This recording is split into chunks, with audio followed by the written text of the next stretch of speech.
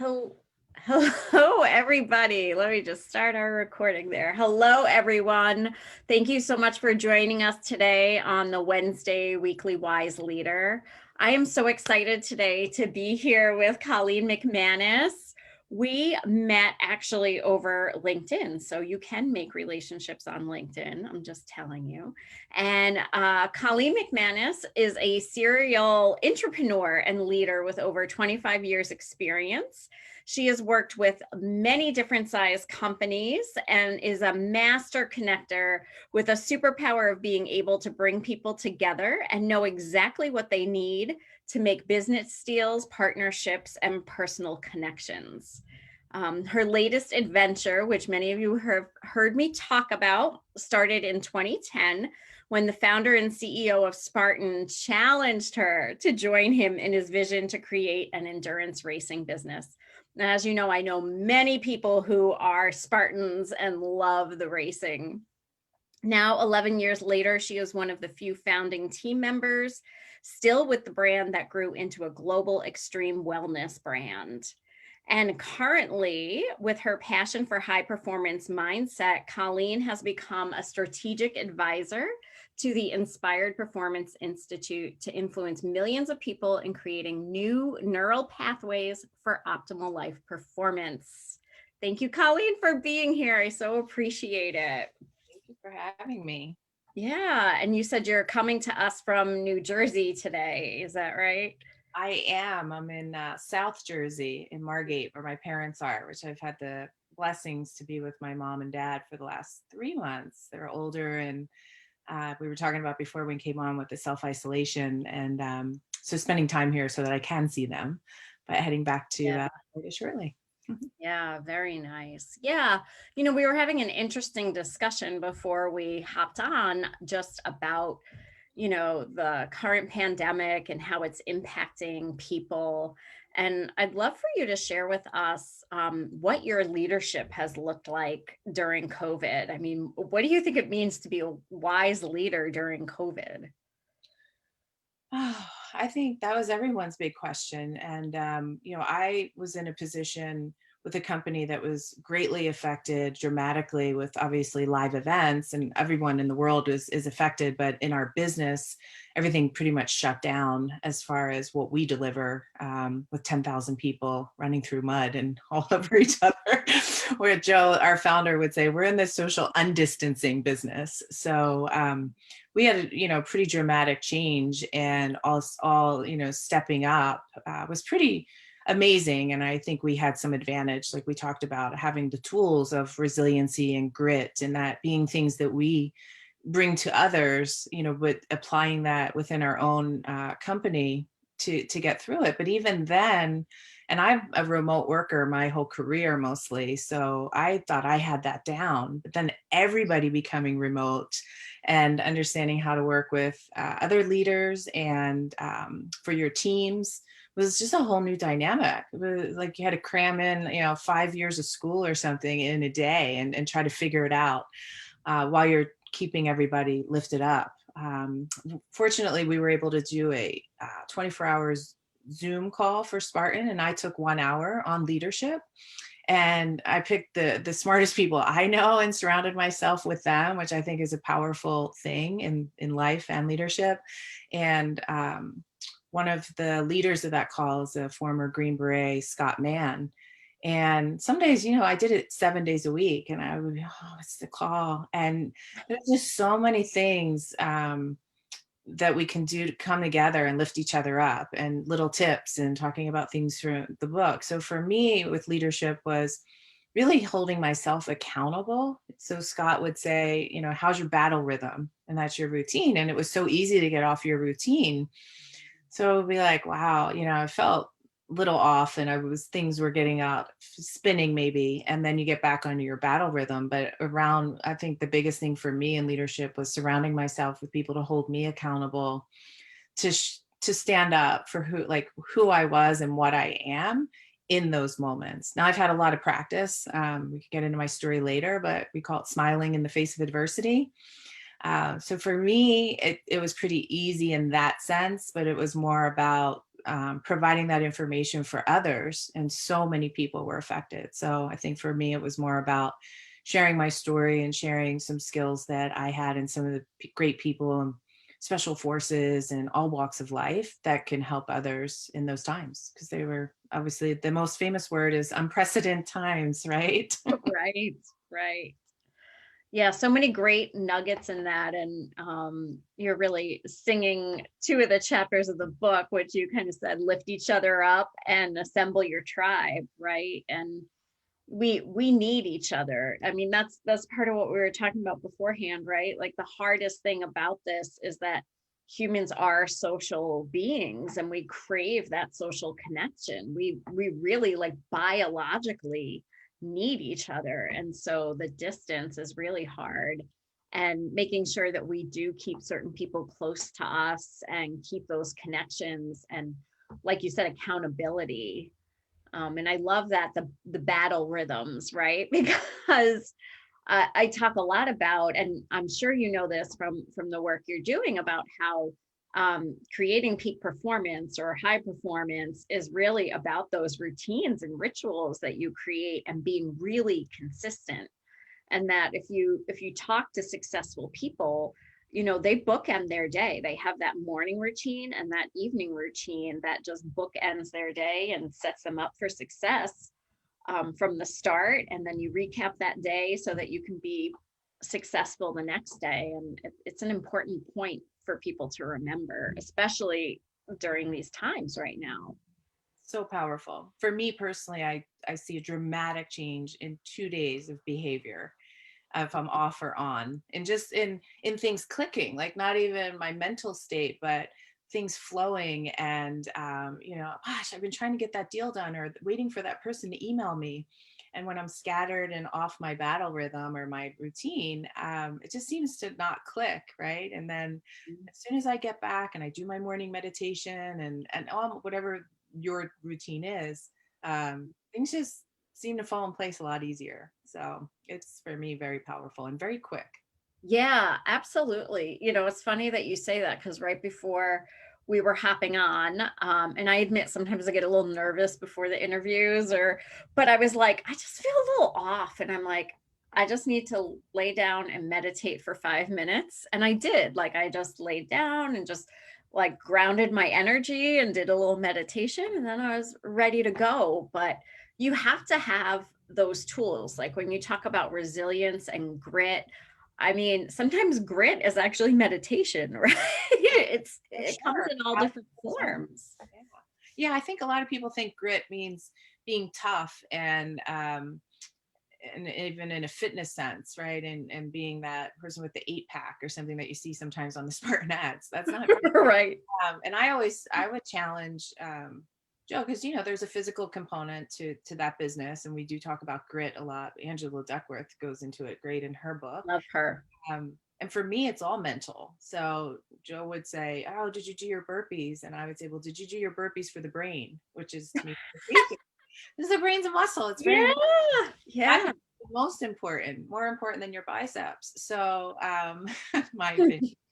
And so for me, grit is exactly that, having the tenacity to stick with your program over and over for behavior change, for high performance and success. Mhm. So yeah, I think that the word grit sometimes is misleading for some people. They might look at it like, oh, that's not for me. I'm not real gritty. But think of a mom homeschooling children. You just had your daughter in. I mean, it takes a lot of grit and Right. resilience for, I don't have children, so I give it all the moms and dads homeschooling through this. There's no one more resilient or gritty, in my opinion. Yeah. Well, thanks. Yeah. So for those of you who weren't here, just as we're about to get on, I'm getting knocks at the door and I'm ignoring them, but they're not stopping. And my daughter had a urgent question, and that's the world we're living in right now. And even us wise leaders, and we're on our calls and we're juggling the kids, and we're after this I'm taking her to the dentist. It's just the way the way it is right now. But I think grit is it's like also flexibility, right? And that's sort of a softer form of grit than that that toughness, but it is that flexibility. And I think the trick with high performance is managing both consistency and flexibility, right? So I not think the getting most too rigid. powerful thing is to let go. Mm, Where, in your high performance, you think you have to push, push, push that grit, but strength actually comes from what you're saying is flexibility, but also that ability to let go and surrender, which yeah. again, I keep referring to it, but I had cancer twice before I was Mm, 40. And so a lot of people say, oh, I wish, it sounds weird, but like, oh, if I had that instant, I would be more resilient because of what you went through that made you resilient. And I thought, well, not really. I think I showed up in that the same way I show up. I had those skills from doing work and learning learning a lesson from every experience in business and or personal. And surrender was a big one. I mean, I wanted mm. to control. I was so high performing, I was going to control that whole situation and map it out and help the doctors. I was going to tell them how to do their job. I could be Right. good at anything. And it's really that letting go and that flexibility to learn. And it's not just high performance doesn't mean pushing harder, doing more. Mm, And that's exhaustion. Ariana Huffington, right? She like pushed yeah. to the point of passing out. That's not high performance. That's just Mhm. too busy. Right, right. I often say, busy is not a badge, right? Because that's become such a thing in our culture. Like, how are you? I'm busy. I'm busy. Like, it's okay if you're not, and busy is not, there are no medals for being busy. Actually, And if one of my team member tells me they're busy, then we have to have a talk because I don't want them to be busy. love it. So I catch myself. Thank you for bringing that up. I mean, I was in that space for a while and I really caught myself and I said, I'm not going to answer that way anymore. So even if I feel busy and I have a lot going on, I'm not going to say that because your words are powerful, Oh, right? absolutely. And I think, yeah, busy's not good. It just hit me, and I talk to I say to my team members, I don't want them to be busy. Mm-hmm. Be productive and efficient and have free time because that's going to fill you up to be better and more productive. Absolutely. I work with a lot of corporate executives and a lot of top performers, and part of what I teach them is a big piece about balance, and that, just putting your nose to the grindstone and powering through and all this is actually not how you get peak performance. And we know a lot of the same writers and such, and I'm trained in positive psychology, which is Angela Duckworth and all these great people, Carol Dweck. And really, all you do is become inefficient, right? When you allow yourself to get into exhaustion, when you allow yourself to be overcommitted and stretched too thin, you just become less productive, less efficient. It takes you 4 hours what would have taken you two. And, it is that refilling ourselves and taking the time off. And even when you're talking about sports, right? The muscles, you're like tearing them a little bit as you're working out. But if you don't take that time off, you switch between your leg day and your arm day or whatever, your muscles don't knit back together and they don't repair and they don't get stronger. And we get stronger too by taking relaxation just as much as, if not more than just pushing forward. Yeah, and think about your brain as that muscle that you just described. Mm-hmm. And that doesn't repair and get back. Right. Right? You were not there for your kids or your partner, and I know your team. I think as a leader, to push your team, not just yourself, but I've been really careful how I word things and have expectations from my team because sometimes you want to get things done and just pushing directly and that forceful approach doesn't work. And especially in this day and age more than ever, really understanding the psychology of your team and what's going on. And I mean, I'm not saying, especially if you're, CEO of Bank of America, you might not know every single employee and what they're going through, but you can empower direct leaders to understand their team's needs. And we talked about this before too. We save some good stuff for the live. The mental health crisis. So if you have a supervisor who doesn't know that you're struggling because your husband or wife just lost their job and your kid's sick, and all these things that might be happening in or out of a pandemic, but if you don't have somebody who's present as a leader, to see something's off and provide that is our responsibility in the workforce. I think before there was always this thing like, oh well, that's not us. And I mentioned Bank of America because I watched a great conference, and Brian Monahan was speaking about the investment that they're making in because it was from a financial side, and the investment was like profound when they just put a little bit of investment into the mental health of their employees, and they put them through resiliency training when they come in as a new hire.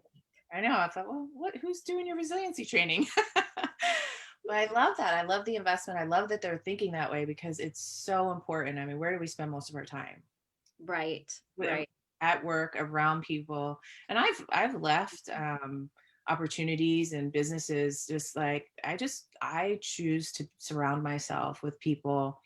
You're not going to like them every day. I'm not saying you have to be best friends with everyone you work with, but that intuition, your brain and your tummy, that's your gut, that's a thing, and you have to trust that. And you want to surround yourself with people that care to some degree. And I think that's a big word with, obviously compassion with Jeff Weiner.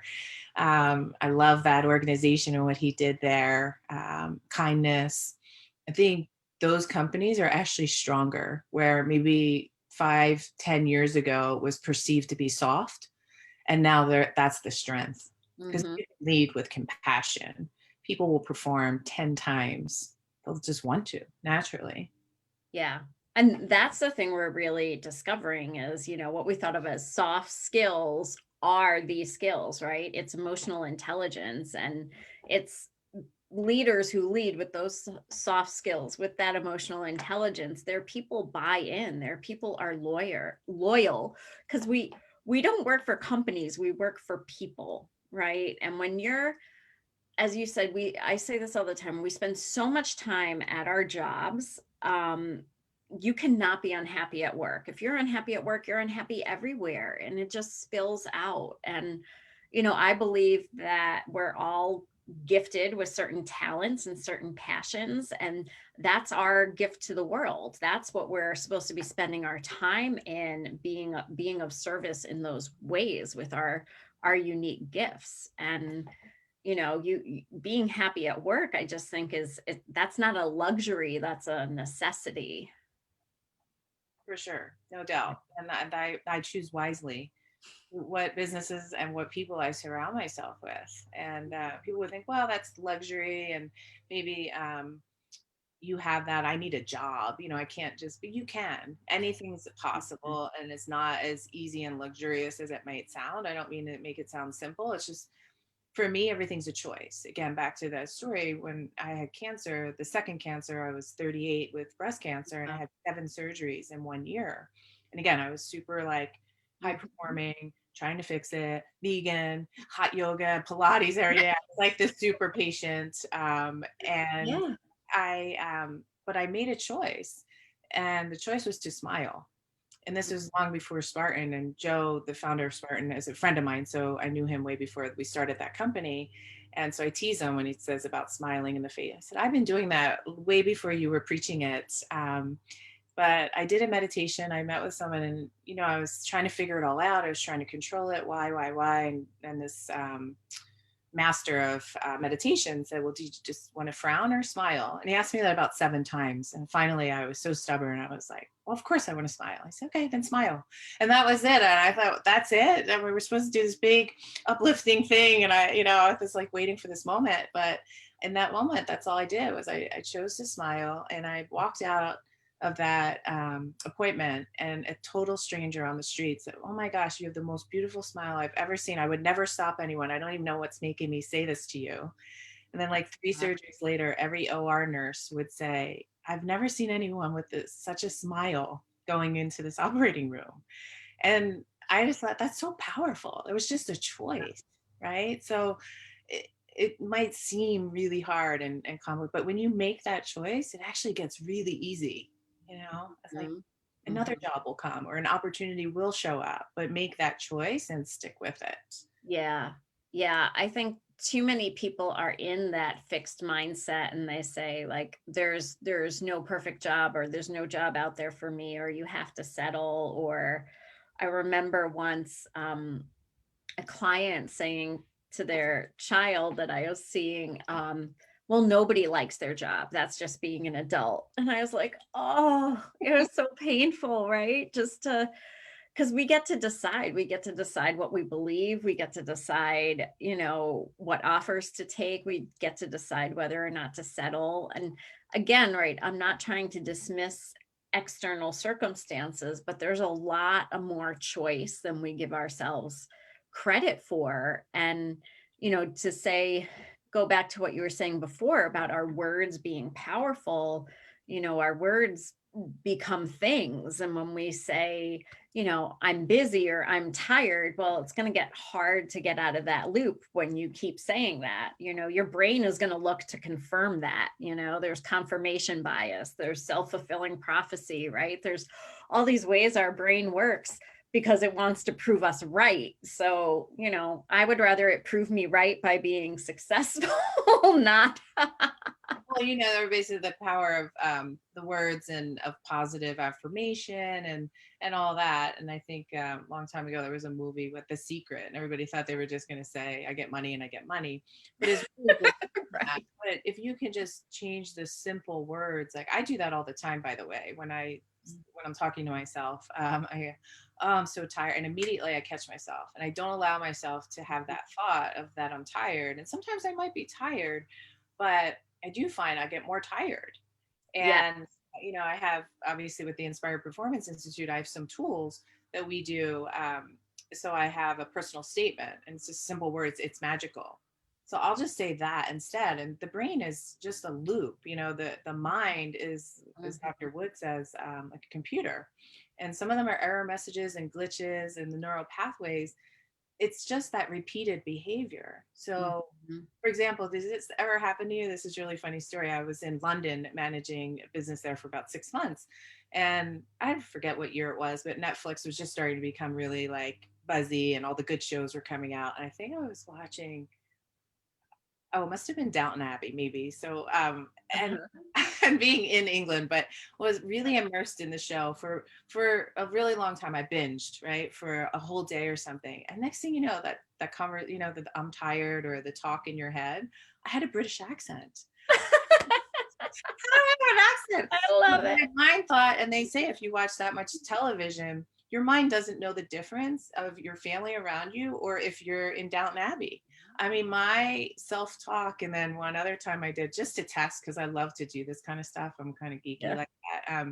I watched Greenleaf, which is, I don't know if you know Greenleaf, but it's about like a pastor's family in the South. And Okay. oh my goodness. I mean, here I was like, amen. Like I'm just naturally my language and my like started changing it, like that self-talk. And I thought, wow, that is incredible that my mind and brain being immersed in that um media for extended time, maybe at 5 episodes or something like that, that you actually believe it. So if you could start talking in an accent, or your mind thinks you're in a different environment just from watching television or a show, think about that when you don't if you're not really into or believe that the power of your thoughts, like Mhm. that's what your mind, it doesn't, you're not bad, nothing's wrong with you, that's just how it works. Right. And so Right. you keep saying, I'm tired, I'm tired, I'm tired. Guess what?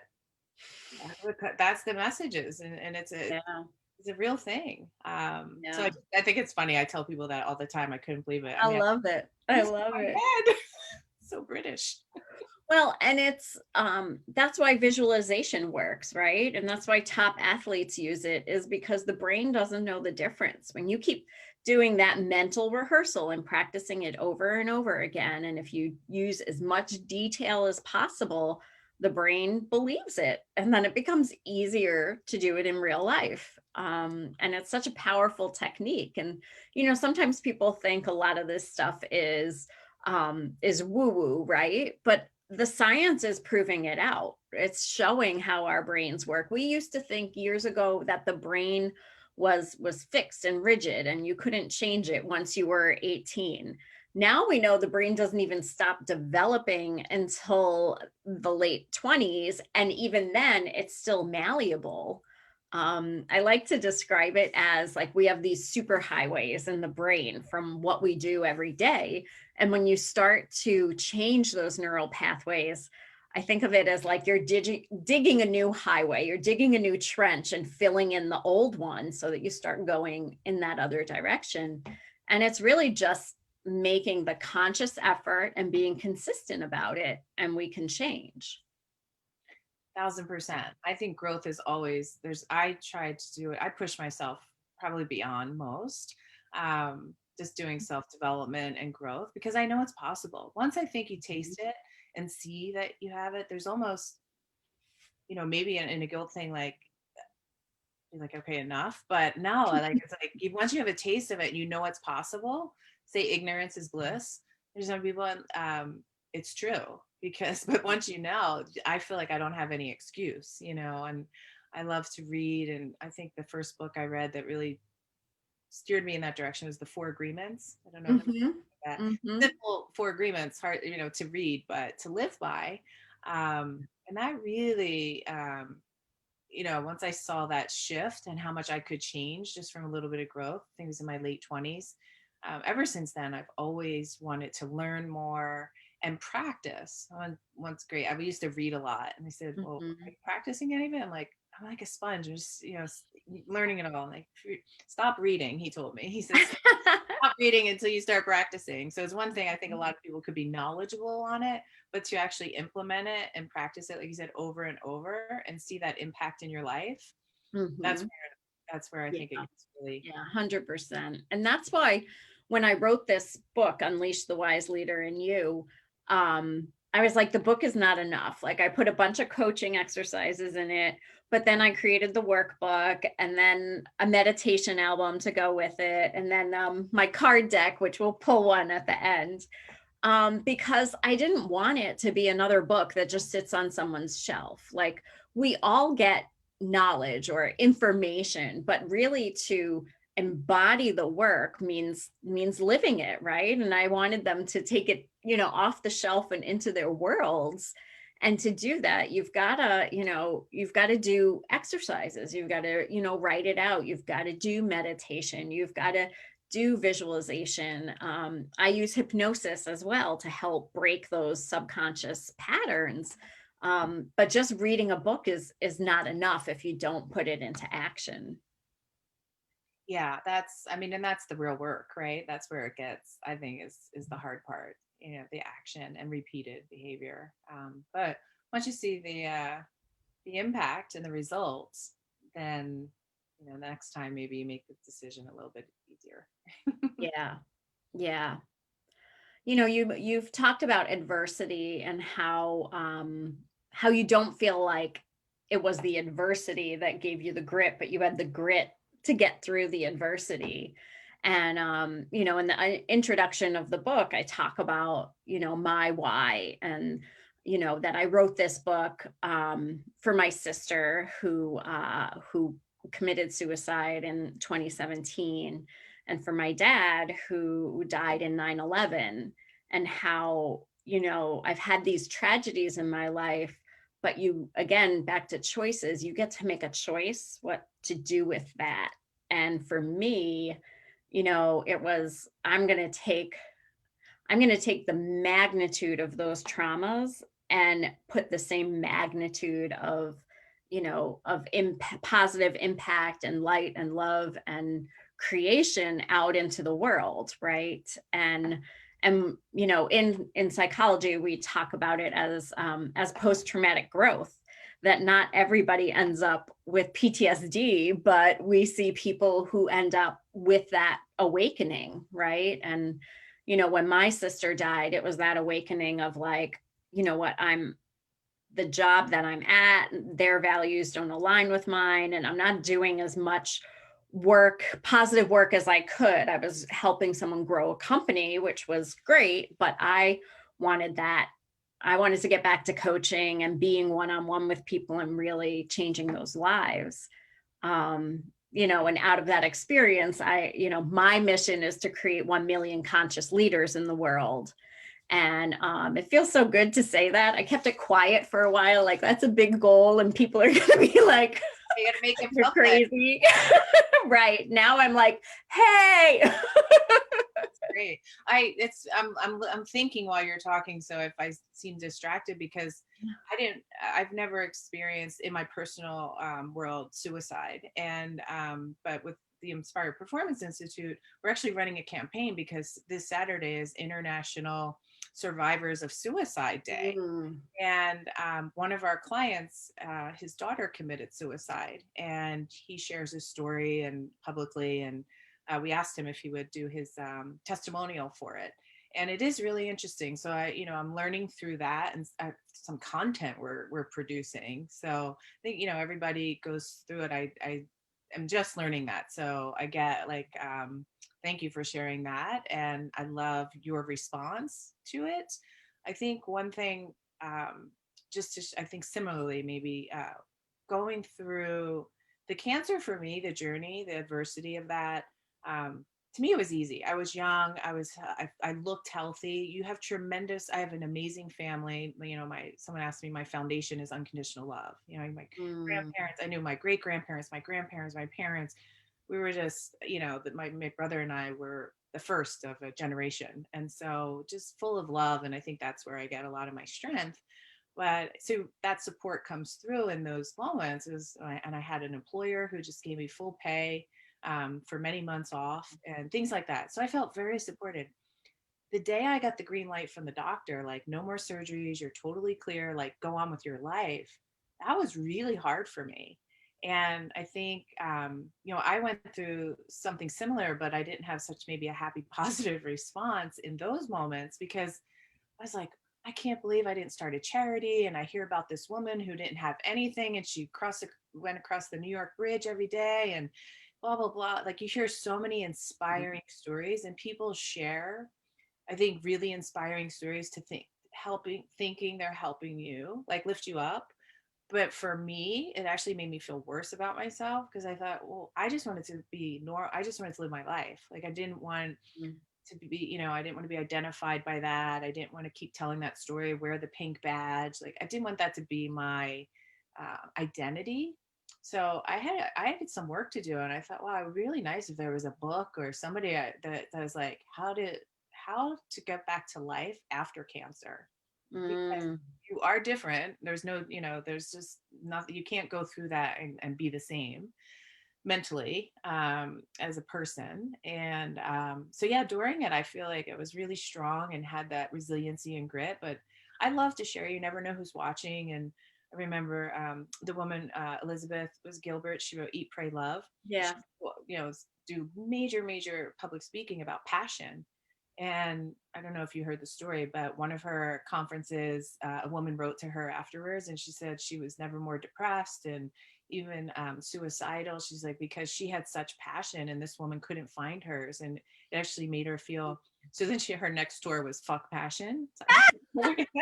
And that was her big thing. And she was like, she changed her whole content strategy. She had no idea that that could impact people that way. So I'm always cautious and careful.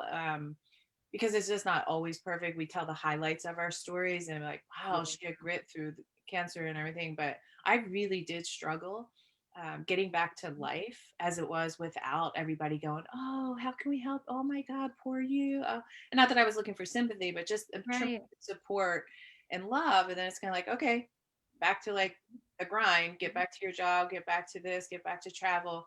And then I thought, how do I fit in to this world that I no longer want? And I did. I moved to California. That's when we started Spartan. So I did make a drastic change, which everybody kind of laughed at. So like, so struggle, create more. So that's not it. So I really Well, connected with you in that yeah. story for how everyone goes through any type of adversity, whether it's the death of a family member or your own personal thing. And Lara Logan said at one of the conferences that I was running, a leadership, and I love this, she said, you can't rank suffering. And this woman had been gang raped as a correspondent, right? As her job, came home, got breast cancer. And everyone's like, oh my God, the things, how did you get through all that? She goes, are you kidding me? She goes, the hardest thing for me is getting my kids to school on time. And I was like, what? Of all the things I thought she was going to say, like, she said, that's the most challenging in her life. And so you Mhm. just don't know where people are. And I think Yeah. people would say that to me all the time. Oh my gosh, you had that. And I'm talking to someone who was blown up in a Humvee at war, broke his back in 20 places. And I'm like, yeah, but you kind of get in this Mhm. comparison thing. I said, it's no different of a woman going through a divorce who no one knows and silently suffering, right? Like you can't judge it. Or I want to always mention that when we're telling stories of inspiration and of that nature. I think it's really important. Yeah, no, I agree, and I think that we have a very limited view of trauma in our world, like because I think trauma is very personal, and for one person it could take a big event, right? For another like divorce is traumatic, right? It's not necessarily more or less traumatic than anything that either one of us has been through, right? It's our personal experiences, and Would along with, sorry, go ahead. sorry, the Inspired Performance Institute, Dr. Wood says capital T trauma and lowercase t trauma. Yes. And that's, and a lot of people will say when you use the word trauma, it's really interesting to be like, oh, I don't have trauma. I wasn't raped, or I didn't get shot, or well, Yeah. lost a marathon. I'm thinking, that's that word. Trauma has such a big stigma, not stigma in a bad way, but big definition, if you will. And some of the clients we work with there, one woman who was an executive, but she would quit her job every time she was about to get a promotion. And she was cut from the gymnastics team right before finals. And that affected her whole life. And yet, like, that doesn't seem like a lot of trauma. She didn't even remember it happened. But when she went through the Yeah. program, so every time she thought she was going to get cut, so she would quit her job before. Mhm. Meanwhile, she was just about to like maybe have the biggest career of her life. And that's what Right. happened after she removed that story and that loop. Um, she tripled her sales revenue. The CEO of the company reached out and was like, I need everybody to go through this program. What did you do with her? And it was from an instant that she didn't even remember as being cut. So trauma could be at all levels, Absolutely. and you don't know how it's going to affect your behavior in your life. Yeah. It's interesting because I work with executives who are also in transition. So they've been let go from their last executive position, or the company's been bought out, whatever the reasons are, and they're in transition. And there's a lot of them who they hire me because they're getting stuck, right? They're getting stuck in the interview process, or they don't know why they've landed somewhere, haven't landed somewhere yet. And sometimes, and it's not infrequent, there's a trauma around getting let go from their company after they've worked so hard and they're in this executive position and they've done so much for the company. And a lot of times it is, mergers and acquisitions, it's politics, it's different reasons. And, but the experience is traumatic, and now it's tripping them up as they're moving forward because they're afraid of having that experience again. And so, all the things, trauma, grief, loss, we have very narrow viewpoints on them, but in reality, the experience is so much broader, and we often don't pay attention to what those feelings are because we tell ourselves like they're not real or they shouldn't be there. And a point to make, it's like, yes, we want to champion through adversity, but you have to allow yourself the experience of it first. It's not about not experiencing your emotions, but it's about not getting stuck there. I think the most important thing to do, and I know we're going really long, so Yeah, thank you for your I expertise. can talk to you forever. Is be present in that. I think a lot of people try to numb through any experiences. And I've been there, not every day is perfect, but like again, binging, that's like a numbing thing for me to just check Mhm. out. But if the more present you are, then you know that something's happening. I don't even think it's a feeling, because someone like being cut from the gymnastics team at a certain age, like you wouldn't even know that that happened, that's affecting your behavior. And I think that it's really, you couldn't as a regular person like figure it out, or spend many years like that figuring it out is painful too.